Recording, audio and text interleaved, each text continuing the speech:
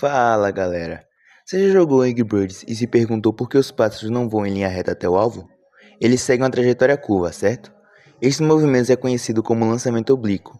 Hoje vamos entender como ele funciona, analisando o comportamento dos pássaros no jogo.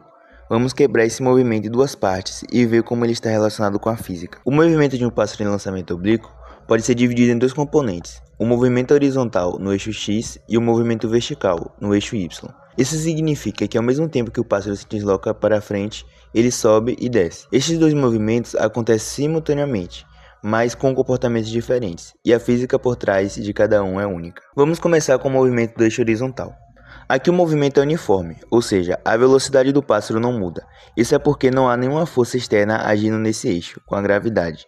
Para calcular a posição do pássaro ao longo do eixo, usando a fórmula: a distância horizontal é representada por x de t, que é igual à velocidade inicial v0 vezes o cosseno de θ, θ sendo um ângulo do arremesso, e isso tudo vezes t, que é o tempo. Essa fórmula nos diz que a posição do eixo x depende da velocidade inicial v0, do cosseno θ de lançamento e do tempo t. Agora vamos falar sobre o movimento do eixo vertical. Esse é o mais interessante, pois a gravidade entra em ação puxando o pássaro para baixo. Isso faz com que o movimento não seja uniforme. A fórmula para a posição do eixo y é mais complexa. A altura é representada por y de t, que é igual a v0, que é a velocidade inicial, vezes o seno de θ, sendo θ o ângulo do lançamento, vezes o tempo em que estamos analisando, e isso tudo menos a metade da aceleração da gravidade, representada por g, vezes o tempo ao quadrado, representado por t. Vamos falar um pouco dessa fórmula. A aceleração da gravidade, que é representada por g, é sempre negativa, porque ela age para baixo, em direção ao centro da Terra. Quando você calcula a altura usando a fórmula do lançamento oblíquo,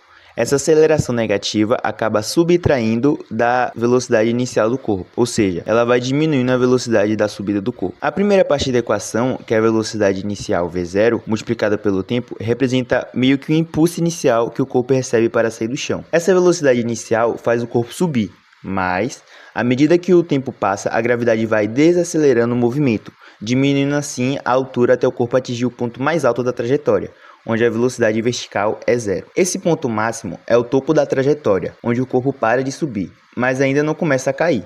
E é justamente a aceleração da gravidade que vai garantir que após uma altura máxima, o corpo comece a descer novamente, acelerando em direção ao solo, até que chegue ao chão.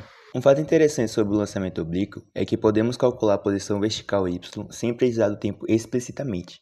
Para isso, usamos a fórmula da posição horizontal, isolamos o tempo e substituímos na equação da posição vertical, y de t. Com isso, chegamos a uma equação que relaciona a altura y com a posição horizontal, x, sem precisar determinar o tempo diretamente.